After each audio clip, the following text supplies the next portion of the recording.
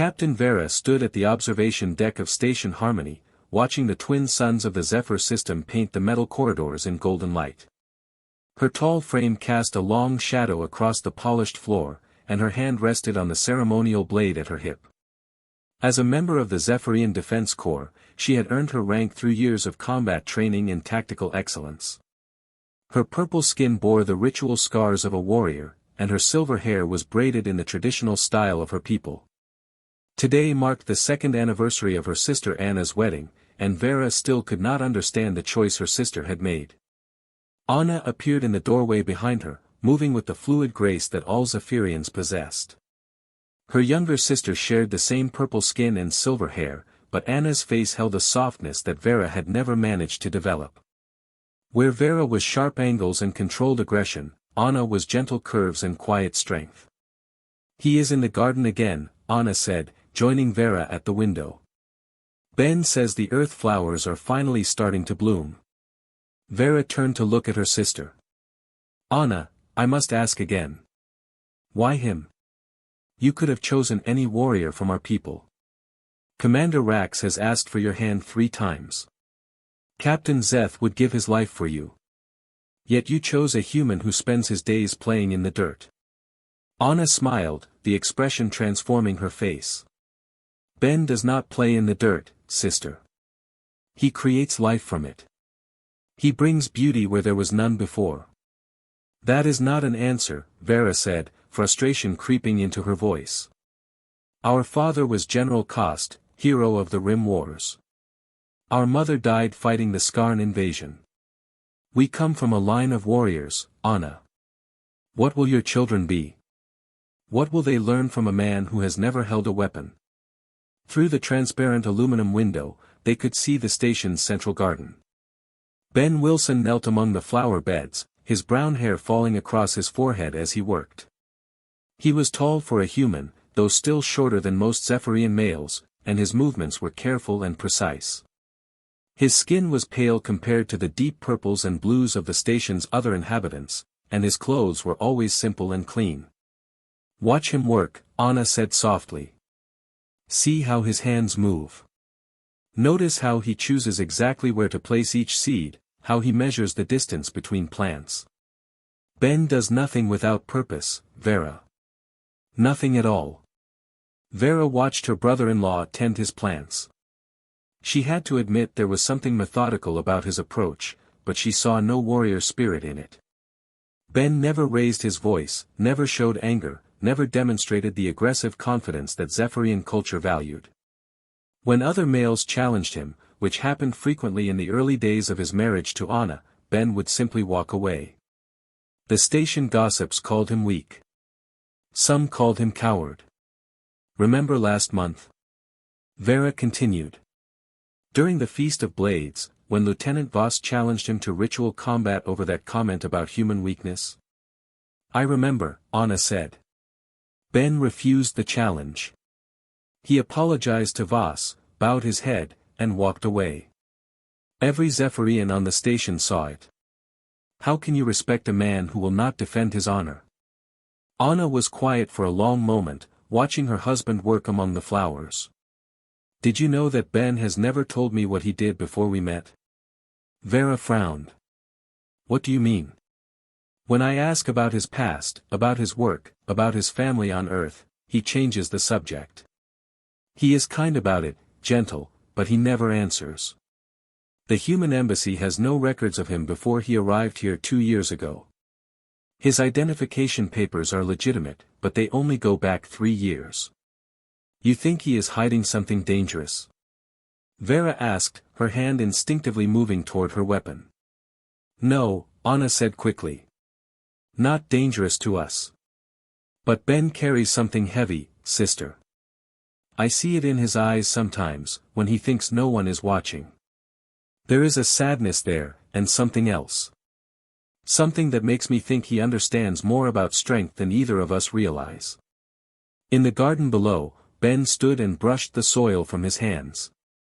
A group of Zephyrian children ran past, playing some game that involved much shouting and laughter. Ben smiled and waved at them, and they waved back enthusiastically. The children loved him, which puzzled many of the adults. Zephyr and Young were taught to respect strength and fear weakness, yet they flocked to the quiet human who never showed either. The children see it too, Anna continued. Whatever it is that Ben carries inside himself. They trust him completely. Yesterday, little Mira fell and scraped her knee badly. She was crying and afraid, but when Ben knelt beside her and spoke in that soft voice of his, she calmed immediately. He cleaned her wound and bandaged it, and she stopped crying entirely. Children are easily fooled, Vera said, but her voice lacked conviction. Are they? Zephyrian children have stronger instincts than adults. They can sense danger better than our best sensors. They know when someone is genuine and when someone is false. Yet they follow Ben like he is their favorite uncle. Vera had noticed this herself, though she had tried to ignore it.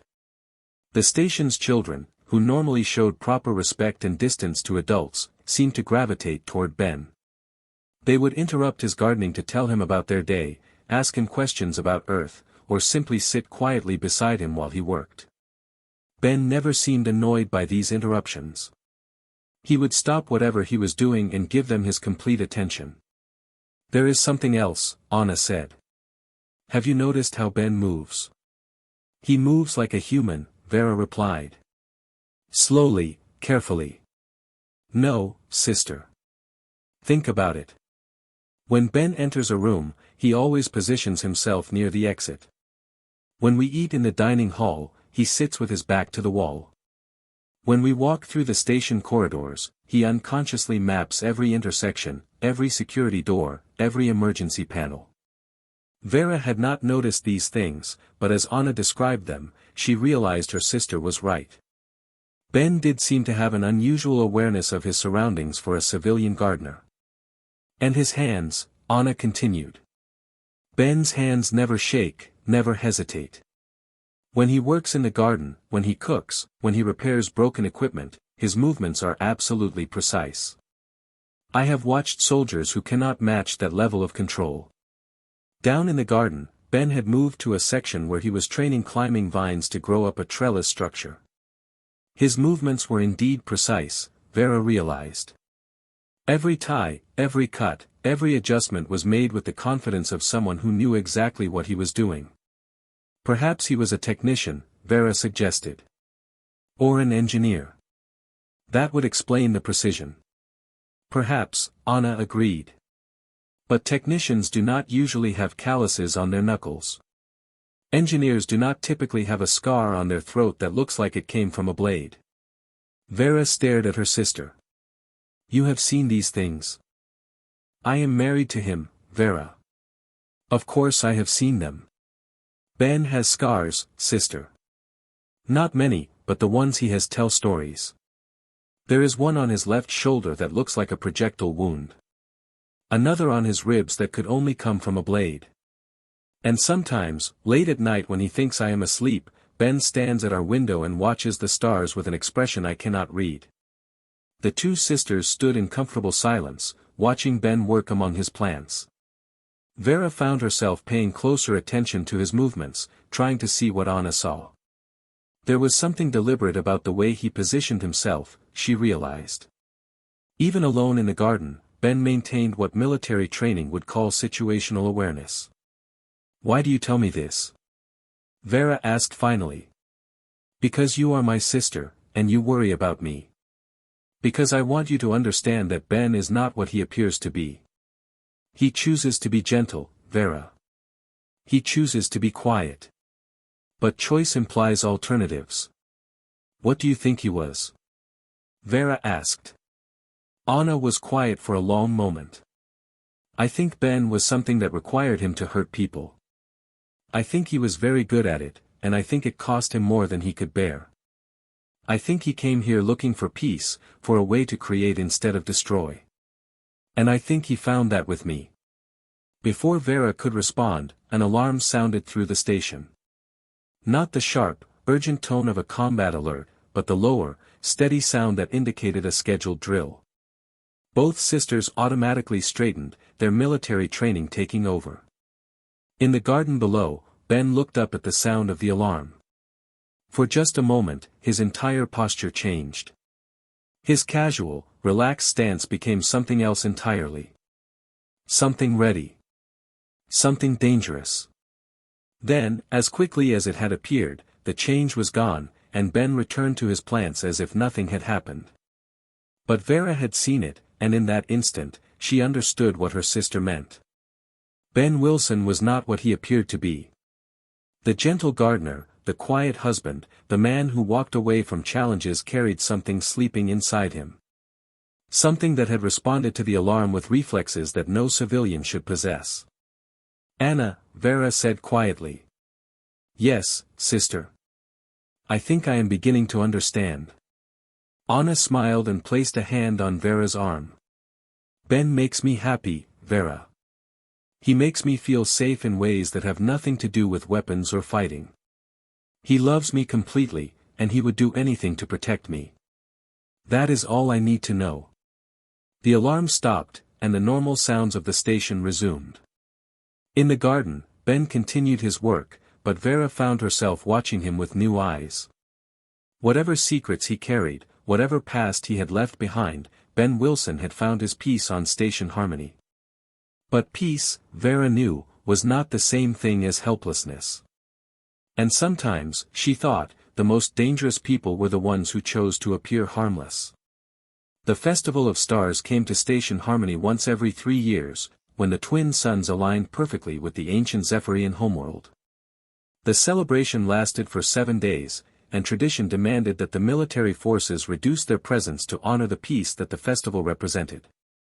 Captain Vera had argued against the reduced security, but the station commander had overruled her concerns. "We have been at peace for 5 years, Captain," Commander Drac had said during the briefing. "The festival is sacred to our people.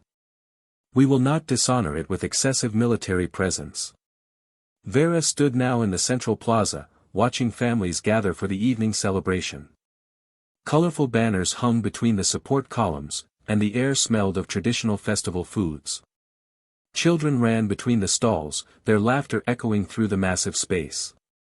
Musicians played ancient songs on instruments carved from Zephyrian crystal, and the sound was beautiful and haunting. Anna and Ben walked hand in hand through the crowd, stopping occasionally to admire the artwork displayed by local artists. Ben wore simple festival clothes that Anna had chosen for him, and he looked relaxed and happy. He had even allowed Anna to braid a small section of his hair in the Zephyrian style, though it looked strange with his human features.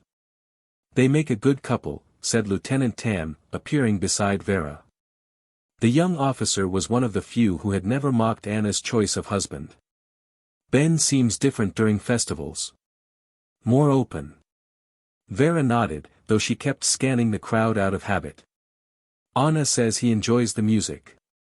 Apparently, humans have similar traditions on their homeworld. Have you spoken with him recently?" Tam asked. "Yesterday, briefly.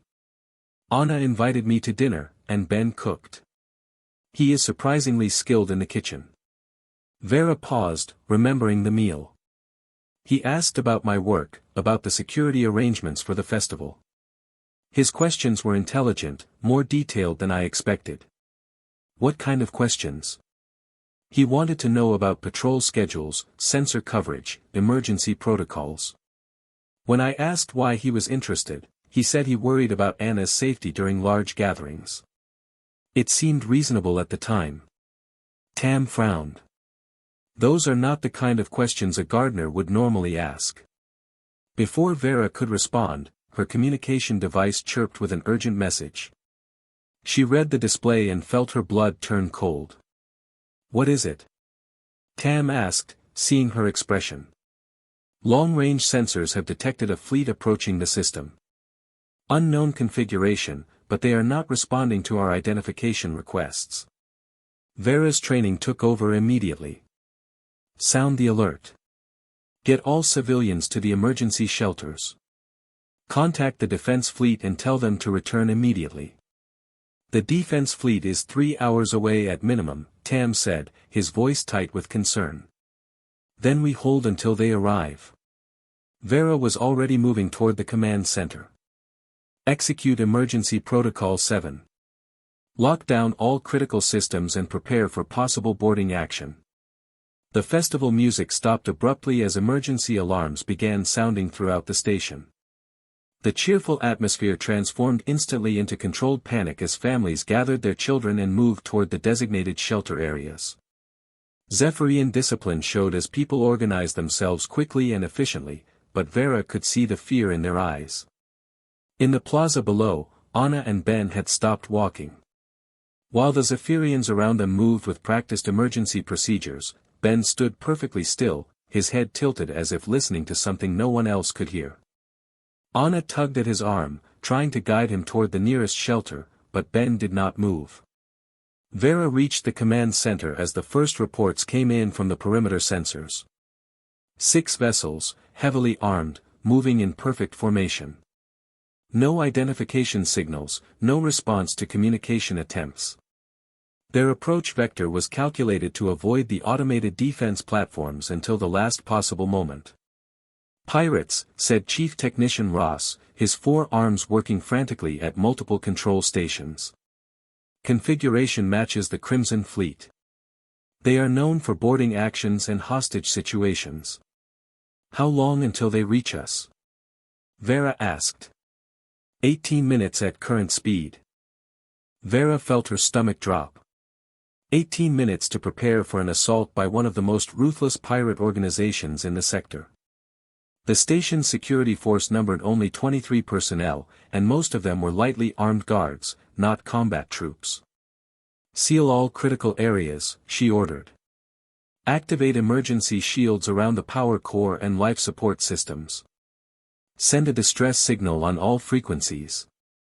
"Captain," Ross said, his voice grim. "They are jamming our communications. The distress signal is not getting through." Through the command center's windows, Vera could see the civilian evacuation proceeding in the plaza below. Most of the families had reached the shelter areas, but some stragglers remained. She spotted Anna and Ben among them, still standing near the central fountain. Ben seemed to be scanning the upper levels of the station, his attention focused on something Vera could not identify. Why are they not moving to shelter? Vera wondered aloud. "Captain, incoming transmission," Ross announced. "The pirates are broadcasting on open channels. Put it through." A harsh voice filled the command center, speaking in accented galactic standard. "Station Harmony, this is Captain Gorth of the Crimson Fleet. We know your defenses are minimal during your little celebration.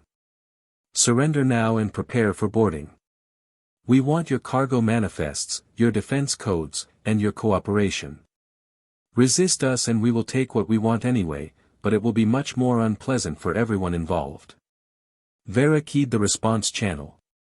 "This is Captain Vera of Station Harmony. We do not negotiate with pirates. You are ordered to leave this system immediately." Gortha's laughter was like breaking glass. "Brave words, Captain. We will see how brave you feel when we start spacing civilians. You have 15 minutes to open your docking bays and power down your weapons. If you refuse, we will dock anyway, and the consequences will be on your head." The transmission ended, leaving the command center in tense silence. "Orders, Captain?" asked Lieutenant Core, the senior security officer on duty. Vera looked around the command center at her small crew. Good people, all of them, but not enough to repel a serious boarding action. The automated defenses would buy them some time, but pirates like the Crimson Fleet had experience dealing with station security systems. "We follow protocol," she said finally. "Lock down everything we can, destroy any sensitive data, and make them work for every meter they gain. The defense fleet will return eventually." "And if they threaten civilians?" Core asked. Vera closed her eyes briefly. She knew the answer, and she knew that everyone in the command center knew it too. Station security protocols were clear about protecting civilian lives, even at the cost of strategic advantage. "We reassess the situation when it happens," she said. Down in the plaza, most of the civilians had finally reached the shelter areas. But Anna and Ben remained near the fountain, and now Vera could see that they were not alone.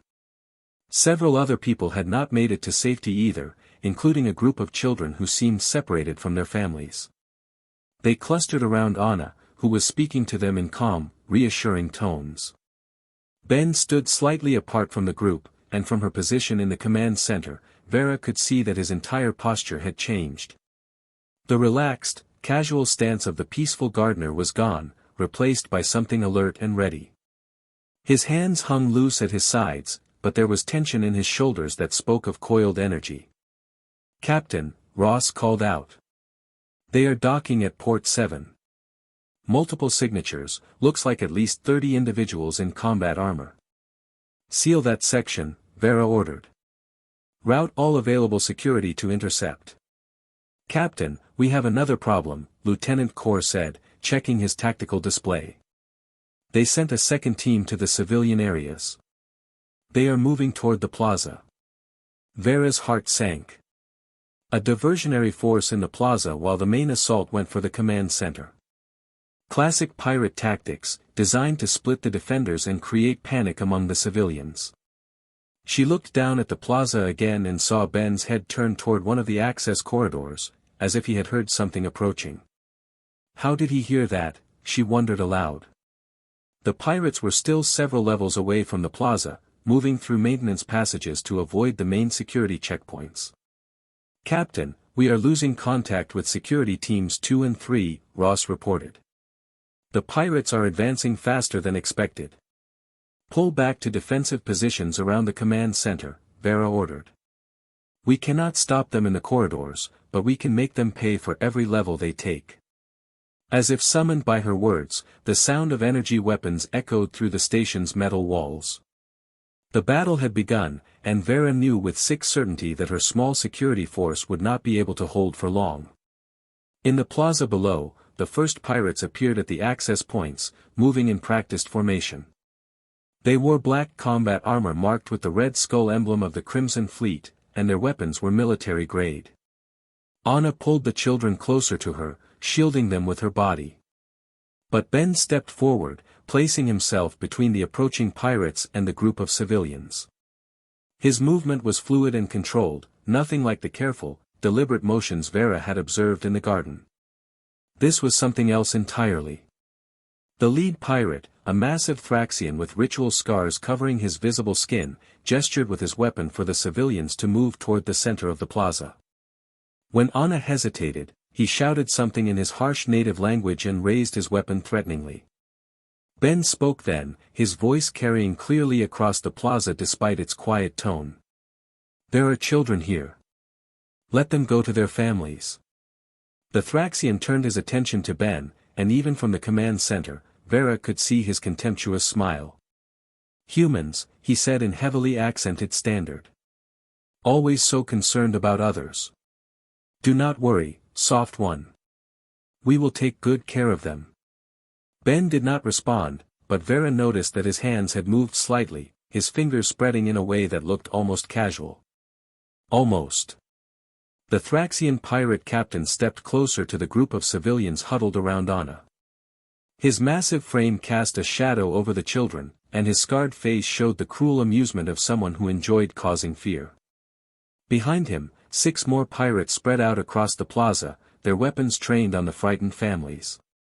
"I am Captain Gorth," the Thraxian announced, his voice echoing off the plaza walls. "You will all cooperate, and perhaps some of you will survive this day. First, I need information. Where are your defense codes? Who commands this station?" Anna clutched the children closer to her, her purple skin pale with fear but her voice steady. "The defense codes are not kept in civilian areas. You will find nothing here except families and workers." Gorth laughed, the sound harsh and grinding. "Perhaps. But families make excellent motivation for station commanders. Children especially." He gestured to one of his crew. "Bring me that small one. The female with the silver hair." The pirate he had pointed to moved toward little Mira, the same child who had scraped her knee in Ben's garden just days before. Mira pressed closer to Anna, her large eyes wide with terror. Anna placed herself between the pirate and the child, but the armored figure simply pushed her aside. "Stop," Ben said quietly. His voice was not loud, but somehow it carried across the entire plaza. Every person present turned to look at him, including the pirates. Ben stood perfectly still, his hands at his sides, looking like nothing more dangerous than a concerned civilian. Gorth turned his attention to Ben, and his expression shifted to one of predatory interest.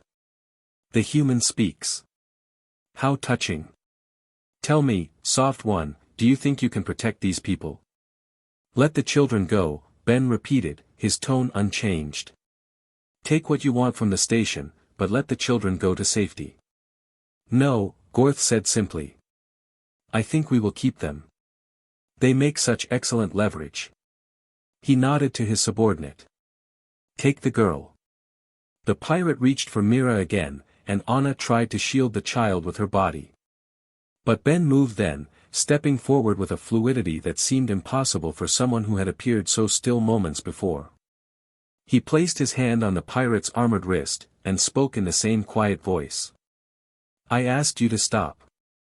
What happened next would be talked about on Station Harmony for generations to come. The pirate tried to pull away from Ben's grip, but found that he could not move his arm. Ben's fingers had found pressure points through the gaps in the armor, and the warrior's hand had become completely numb. Before the pirate could cry out or reach for his weapon with his other hand, Ben stepped closer and did something with his free hand that sent the armored figure crashing to the ground, unconscious. The movement had taken perhaps 2 seconds, and Ben was already turning toward Gorth before the other pirates realized what had happened. "Impossible," Gorth snarled, raising his energy weapon. "You are just a human farmer." "I was never a farmer," Ben said, and now his voice carried something that made even Gorth hesitate. "I grew flowers because I wanted to create something beautiful. I tend gardens because I needed to heal. But I was never a farmer." The massive Thraxian fired his weapon, the energy bolt searing through the air where Ben had been standing. But Ben was no longer there. He had moved with impossible speed, circling to Gortha's left flank in a motion so fluid it seemed like he had simply vanished and reappeared. From the command center above, Captain Vera watched in stunned disbelief as her quiet brother-in-law became something else entirely. Ben moved like flowing water, like controlled lightning, like death given perfect form. His hands found a combat knife from somewhere on his body, the blade appearing as if it had always been there. "Ghost Protocol," Ben said quietly, and though his voice was still soft, it carried to every corner of the plaza. "Authorization Delta 77 Alpha." Gorth spun to follow Ben's movement, but the human was already inside his guard. The combat knife moved once, precisely, and the Thraxian's weapon fell from suddenly nerveless fingers. Ben had severed specific tendons in the pirate captain's sword arm without damaging anything else, a surgical strike that spoke of medical knowledge combined with combat training. The other pirates opened fire, their energy bolts lighting up the plaza with deadly light. But Ben was never where their weapons pointed. He moved between them like a dancer, each step calculated to place him exactly where he needed to be. His knife flashed again and again, and pirates fell unconscious or dropped their weapons as their nervous systems shut down under precise strikes. Anna pressed the children against the fountain wall, shielding them from the battle while watching her husband with a mixture of awe and recognition. This was what she had sensed beneath his gentle exterior, what she had seen in his careful movements and controlled precision.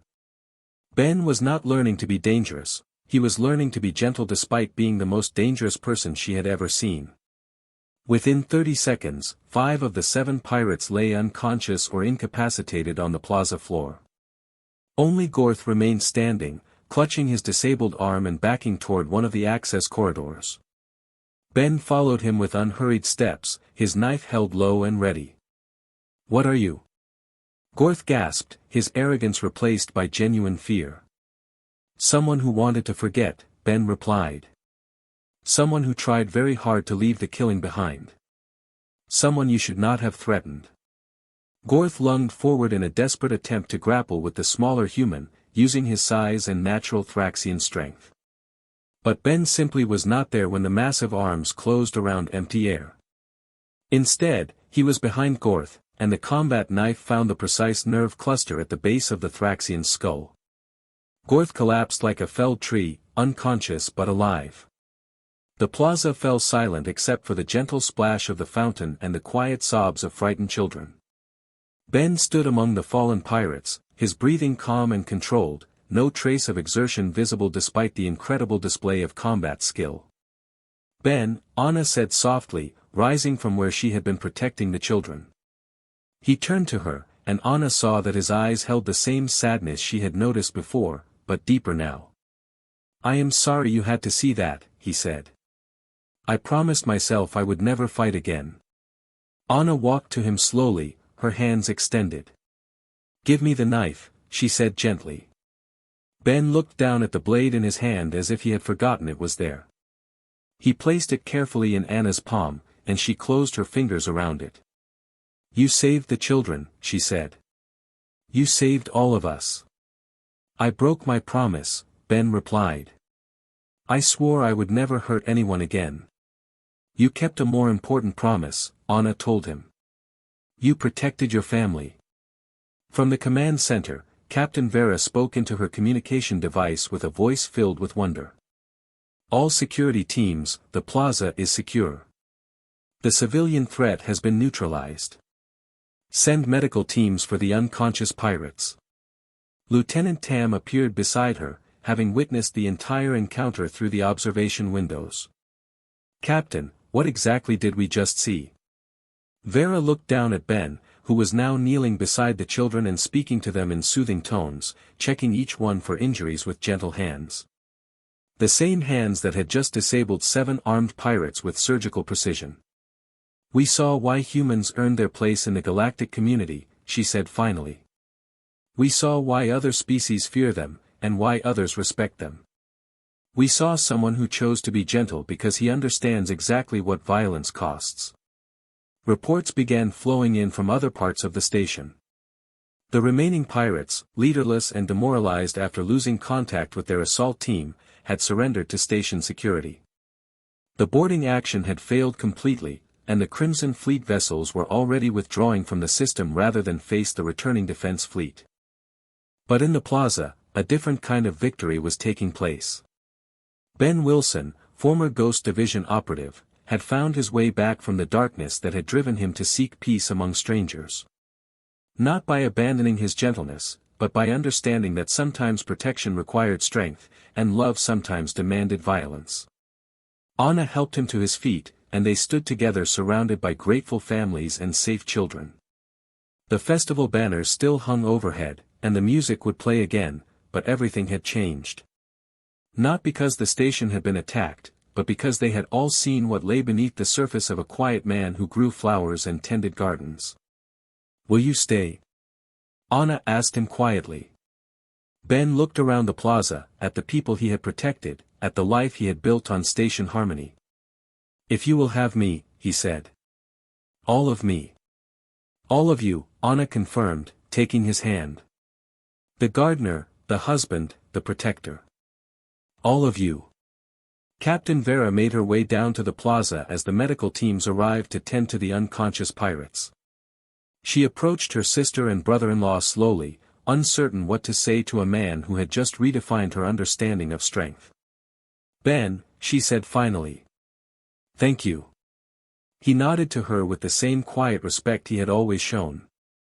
"Family protects family," he said simply. And in those 4 words, Captain Vera understood everything her sister had tried to tell her. Ben Wilson had not chosen weakness when he refused challenges and walked away from conflicts. He had chosen control. He had chosen to be something other than what his training had made him. But when that choice was taken away, when the people he loved were threatened, the storm he carried within had shown exactly why the galaxy had learned to respect humanity. The gentle gardener and the deadly warrior were not different people. They were both Ben Wilson, and Anna had been wise enough to love them both.